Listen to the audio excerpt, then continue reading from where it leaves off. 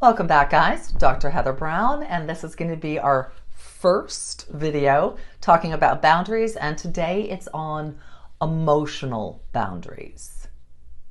So, why is there a need for emotional boundaries? If you think about people in your life, how do people feel and interact with you? And if you say, hey, I'm not comfortable with this, do they listen?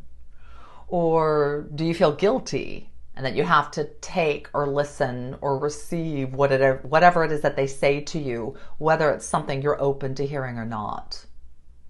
Or do you take on somebody else's emotionality? Do you take on the way they feel about things, even though it might not be yours? Are you easily maneuvered into taking on different emotions that somebody else might feel? A lot of us are. A lot of us have a hard time holding on to what we feel when somebody else feels something very differently. And in our world, we tend to try to make the other person responsible for our feelings. You'll hear a lot of blame, a lot of shame. You made me feel this way. If only you didn't say what you said, or you didn't have that tone, then I wouldn't be this way.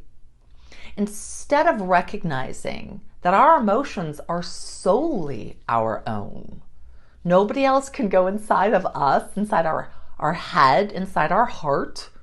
Nobody else has had the same experience that we have had.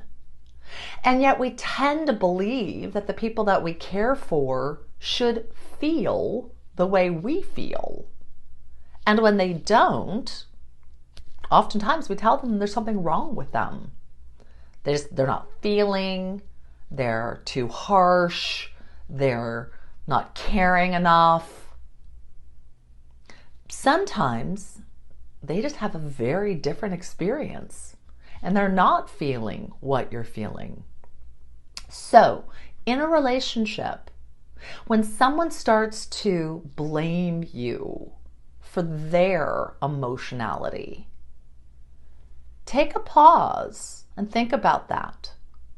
And as directly as possible, I would take a little bit of space and say, I'm really sorry you're feeling these strong emotions.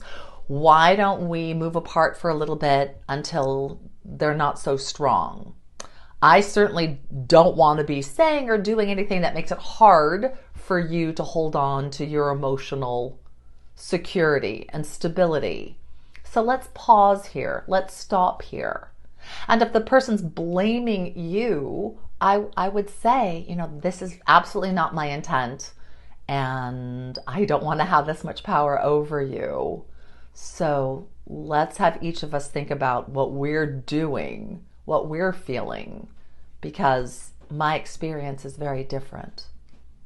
It's hard in relationships when you want someone to feel the way you feel. We feel closer when someone does, but everyone is different and everyone's had a different experience and everyone looks at things differently and people feel about things differently. So emotional boundaries are important. Watch yourself. See if you're acting differently with certain people than you do with others. And why is that? It's not necessarily bad. Maybe they're lifting you up and you're much happier being around them. That's great. Or maybe you're going really dark and heavy. That's not necessarily bad either, as long as you're coming out the other side.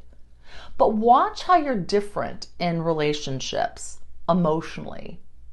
Watch how you feel differently by yourself than you do with others. And that will start to show you some of the places where maybe you need to have a little bit of a stronger boundary. It's not right for anybody to ever make you feel guilty or shame you for their emotions. They can let you know that they don't like what you're saying or doing, what your experience is. I hope this has been helpful. I'd love to hear the places where you struggle a little bit with this. I will be doing one on codependency, which is certainly a place of difficulty with emotional boundaries where they get really enmeshed and overlapped and abusive at times too. Blessings.